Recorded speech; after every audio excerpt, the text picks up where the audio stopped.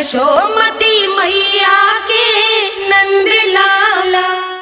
कृष्ण कृष्ण हरे कृष्ण कृष्ण कृष्ण मुरली मनोहर कृष्ण गोपाला गोविंदा हे दामोदरा। भाग्य,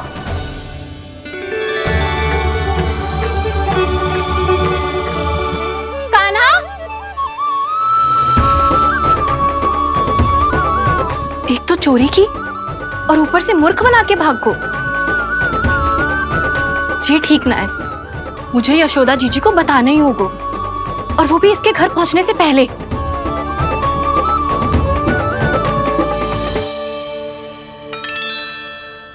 अरे पल्लू मत खींच, तनिक रुक जा, दे रही हूं, पूजा तो करने दे।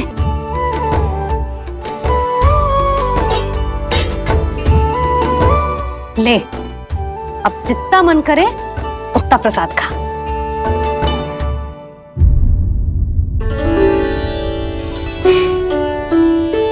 या तो मैं सच्ची बावली हो गई हूँ कि मुझे हर समय कान्हा दिखता रहता है, या फिर मेरा लल्ला कुछ अधिक ही विशेष है कि मेरे साथ ना होके भी सदैव अपनी मैया के साथ ही रहता है।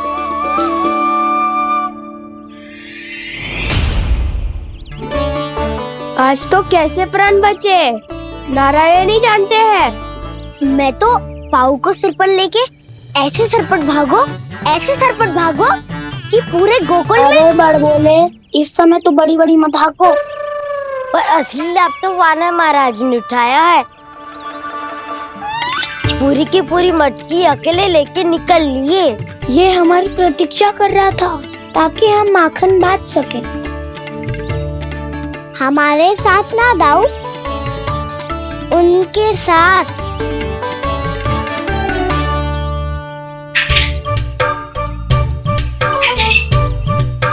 मैं समझ गो कान्हा, एक ना सभी जानवरों की भूख मिट जाए, इसलिए गया था तू सावित्री मौसी के यहाँ माखन चुराने। इससे पहले कि वो हमारे यहाँ पहुँच जाए, हमें घर पहुँचना होगा दाऊ, चाहे कछु हो जाए, पर देरी ना होनी चाहिए। इससे पहले कि बहुत समय बीत जाए, हमें ये समझना होगा कि लोभ आदमी की बुद्धि को भ्रष्ट कर देता है, हमारे सोचने समझने की क्षमता को नष्ट कर देता है। बहुत समय पहले की बात, एक साधु था, वो सुनसान घने जंगल में रहकर साधना करता था। ब्रह्म ज्ञान को प्राप्त करने ही वाला था कि अचानक से एक दिन उसे एक सुनहरी बिल्ली दिखाई थी।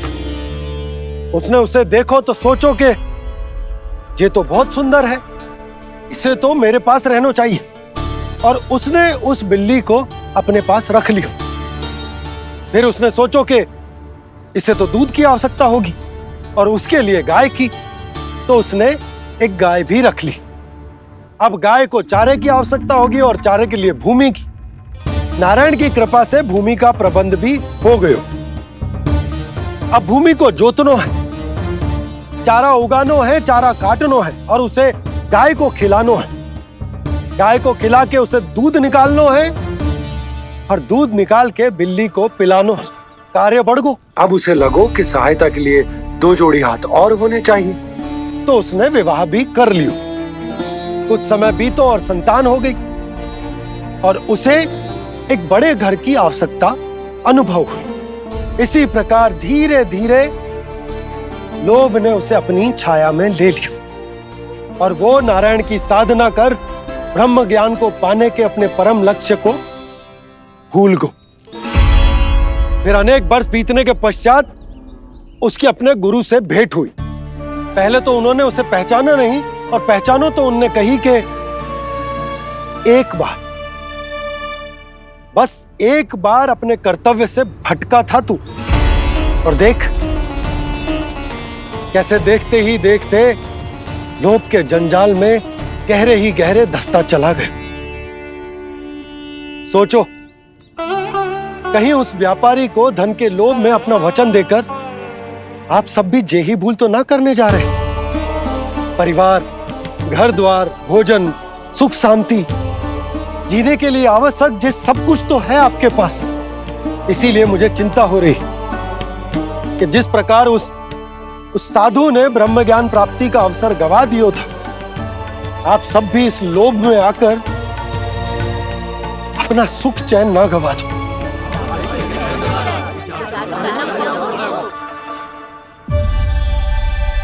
लग तो है बात सबको समझ आ रही है।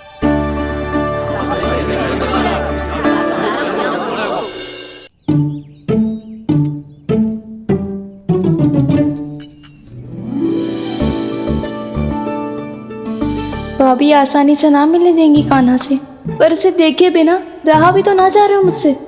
कहाँ है वो? मुझ पे बहुत क्रोध है उन्हें। इतनी शीघ्र शांत ना होगा, उन्हें मनाना तो पड़ेगा ताकि मैं नंद भवन में फिर से बिना किसी रोक टोक के आ जा सकूं। पर क्या बोलूं, कैसे मनाऊं उन्हें?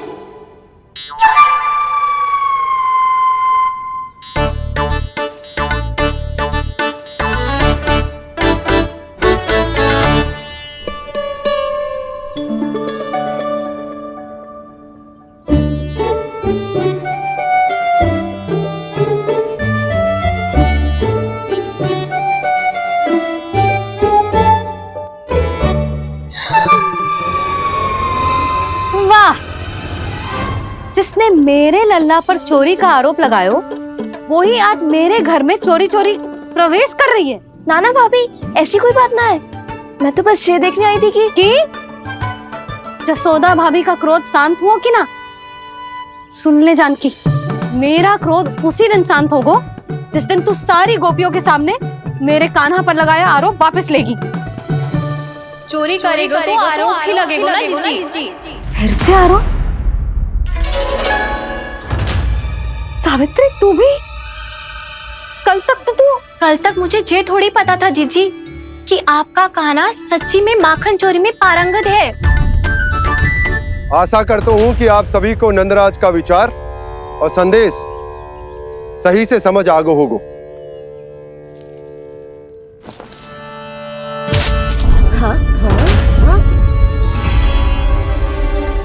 सिक्कों की खनक बता रही है कि पोटली कितनी भारी है। एक ही दिन में कितनी उड़न पा गई जे। हमें भी इससे अधिक धन अर्जित करना होगा, तभी तो हम अपने उज्जवल का भविष्य उज्जवल कर पाएंगे। पहली बार कछु बुद्धि की बात की है तूने। नंदराज, हमारे मन में आपका बहुत सम्मान है, पर हम जो करना चाह रहे हैं वो लोभ ना है, वो तो विकास है। हाँ नंदराज, हम अपना और अपने संतानों का भला बुरा सोचे बिना कब तक अपना जीवन इस प्रकार जीते रहेंगे? फिर पिछले 4 वर्षों से हमने आपको कर भी तो ना दियो है। मुझे तो लगता है कि नंदराज की बातों पर शांति से सोच विचार के बाद ही कुछ निर्णय लेना चाहिए। ऐसा मौका बार बार ना आता। नहीं, हमें सोच विचार कर निर्णय लेना है सबने।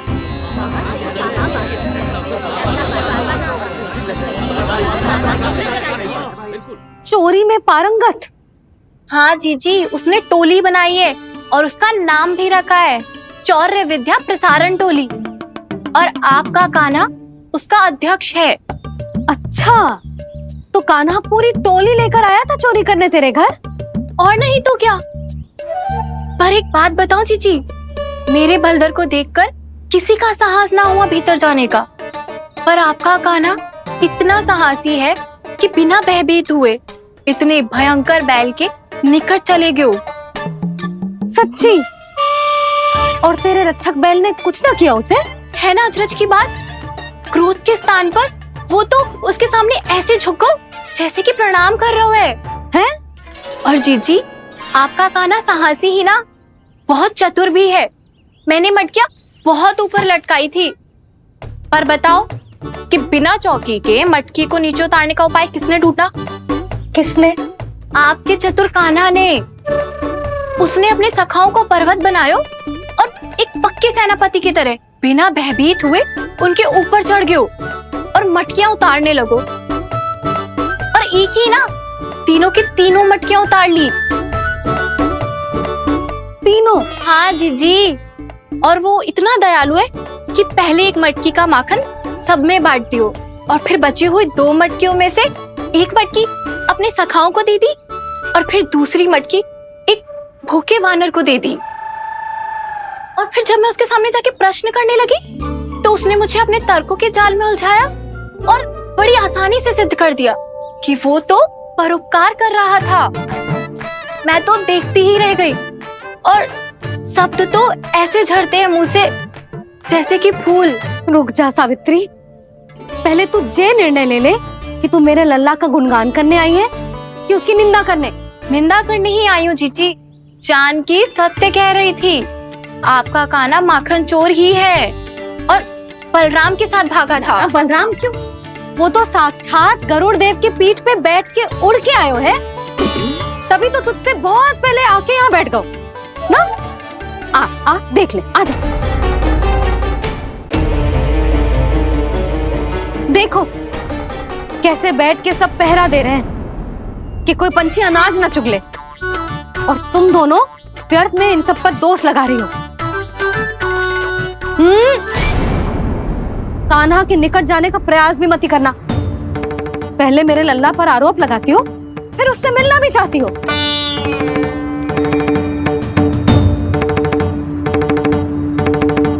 पर जीजी चोरी, अरे उसे तो चोरी का अर्थ भी ना पता होगा। तुम दोनों को नारायण का भय भी ना है क्या? हाँ, मेरे लल्ला पर आरोप लगाने से पहले तुम दोनों को लज्जा ना आई? हे नारायण, अब आप ही बताओ मैं क्या करूं। लग तो है किसी की घोर दृष्टि लगी है कि बार बार मेरे लल्ला पर आरोप लगते हैं। किसी की क्या, तुम दोनों की दृष्टि लगी है। या तो तुम दोनों मनगढ़ंत कथाओं को सत्य बताना छोड़ दो, या फिर कृपा करके मेरे घर आना बंद कर दो।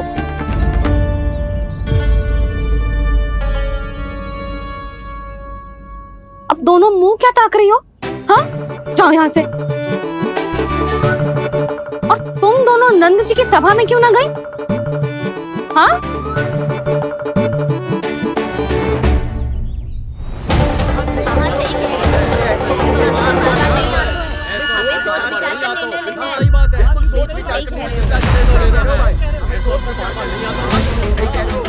जी कौन? पहले तो कभी ना देखो इसे।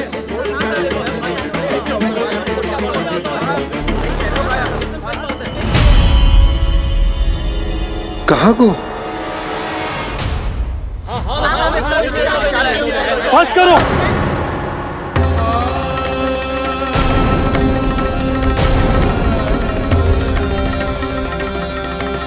मेरी आंखों के सामने मैं गोकुल में इस तरह फूट पड़ते ना देख सकता। राजा हूं मैं, परंतु आज तक मैंने कोई भी निर्णय आप सब पर ना थोपो और ना ही आज थोपूंगा। मुझे पता है आप सबके पास कल सूर्यास्त तक को समय, इसीलिए मेरी विनती है कि आप घर जाकर रात्रि को इस बात पर पुनः विचार अवश्य कीजिएगा। सोचिएगा कि कोई भी व्यापारी अविश्वसनीय रूप से सस्ता क्रय विक्रय क्यों करेगा जब तक कि उसका कोई छुपा हुआ लाभ ना हो। हमें सोचना होगा कि कहीं हम उसके बिछाए जाल में फंस तो ना रहे।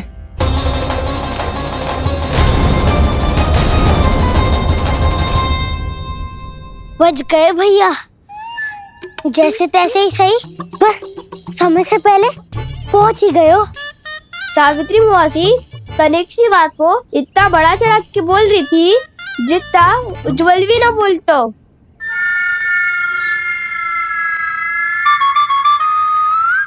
वैसे आनंद तो बहुत आयो, सच्ची। हाँ, बेहतर लगा तो माखन भी तो मिला और परोपकार भी होगा। बता कान्हा, और किसके घर जाना है अब? आज ही तो हमें शिक्षा मिली है, इतनी शीघ्र भूल गए तुम सब। लोग के चक्कर में पड़ोगे तो फंसोगे। लोग के चक्कर में पड़ोगे तो फंसोगे।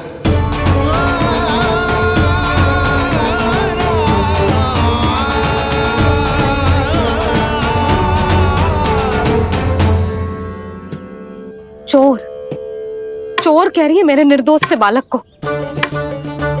अब तो इन दोनों ने अति ही कर दी है।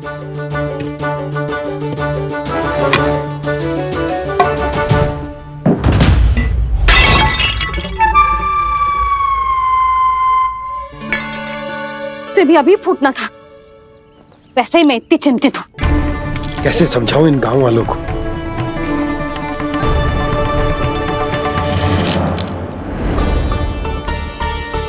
कोई समझने को तैयार ही ना है। लगता है सबकी बुद्धि भ्रष्ट हो गई है। सही कह रही हो यशोदा तुम। मुझे तो लगता है कि सोचना समझना ही छोड़ दिया सबने। अनेकों तर्क देके समझा दियो, सिद्ध कर दियो, पर इनकी मोटी बुद्धि में कछु आता ही ना है। यशोदा तुम तो तर्क की कह रही हो, मैंने तो उदाहरण देकर समझाने को प्रयास किया, पर अपनी बुद्धि के आगे कछु ना समझ में आ रहा इन गांव वालों को। क्या सारे के सारे गांव वाले मेरे लल्ला पर आरोप लगा रहे हैं? जी क्या कह रही हो तुम? मैं तो गांव वालों की बात कर रहा हूं जो नारायण के नाम पर वचन देकर उस अपरिचित व्यापारी को अपने दूध, दही, घी, माखन सब देने को तैयार है। लो कर लो बात। मैं गोपियों की बात कर रही हूँ जो लल्ला पर माखन चोरी का आरोप लगा रही हूँ। और आज तो सावित्री ने भी लल्ला को माखन चोर कह के पुकारो है।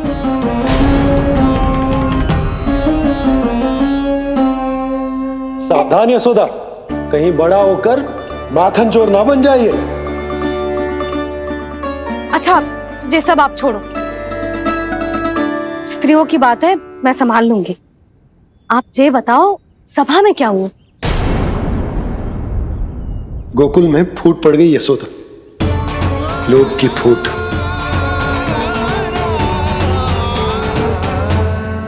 अरे रुको रुको रुको, व्यापारी जी रुकिए रुकिए। नंदराज ने प्रयास तो बहुत किया था व्यापारी जी, पर कुछ व्यक्तियों को छोड़ करके किसी के कान पे जूं तक नहीं रेंगी। इसका अर्थ फूट पड़ चुकी है लोभ की वजह से। बहुत ही शुभ समाचार लाए हो गुप्तचर। अब शीघ्र ही दिखेगा लोभ का चमत्कार।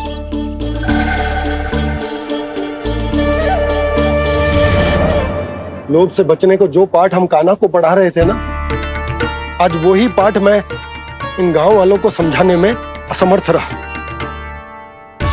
आप चिंता मत करो जी, धीरे धीरे सब ठीक हो जाएगा। तब तक बहुत देर हो जाएगी यशोदा। ये गोकुलवासी मेरे अपने, उन्हें अपनी आंखों के सामने मैं भूल करते ना देख सकता। वो सुलक्षणा, वो उस व्यापारी के प्रभाव में आ गया, और शंकरी मौसी और सुमति भी सुलक्षणा के मार्ग पर ही चल रही। कान खोल के सुन ले बहू, आज से घर में दूध पीनो बंद, दही खानो बंद, और माखन तो बिल्कुल न खानो। पर मैया, पर किंतु परंतु कुछ ना सुननो मुझे। सुलक्षणा की जैसे धनवान बननो है कि ना?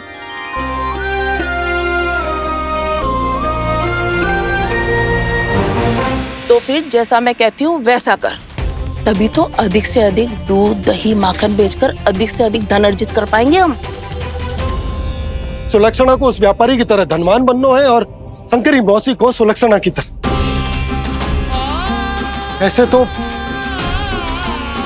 पूरा गांव ही लोभ में पड़कर कल उस व्यापारी के पास पहुंच जाएगा। अब तो फिर स्त्रियों को मुझे अपने ढंग से समझाना पड़ेगा। अब गोकुल वासियों को चाहे कोई भी कितना भी समझा ले, बुझा ले, ज्ञान बांटे, उन्हें केवल एक ही भाषा समझ में आएगी, लोभ की भाषा। लगता है आपके पास बहुत उत्तम योजना है व्यापारी जी। सब झटक लूंगा।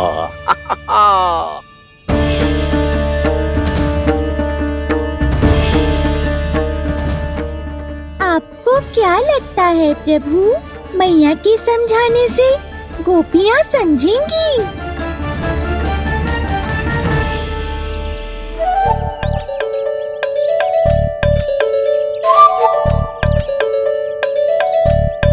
कान्हा, और कितनी प्रतीक्षा करवाएगो?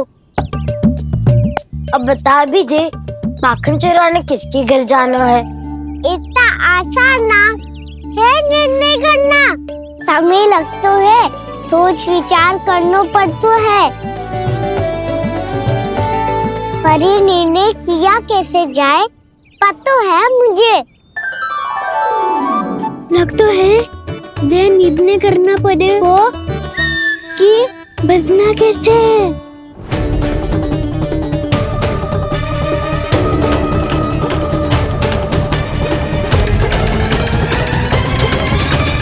सावित्री मौसी ने हमारे 14 विद्या प्रसारण के बारे में सबको बता दियो क्या?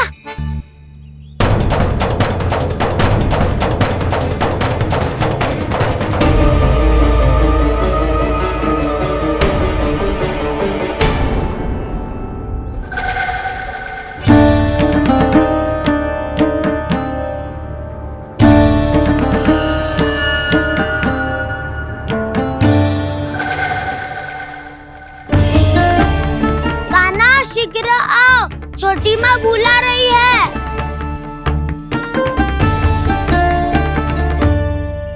अब डांट भी पड़ेगी और कुटाई भी होगी। 14 विद्या प्रसारण कल ही आरंभ हुआ था और आज ही समाप्त हो जाएगा। सब इतने गंभीर क्यों है आज? गंभीर तो होंगे ही ना दाऊ, क्योंकि मैया आज अच्छा वाला पाठ पढ़ाने वाली है।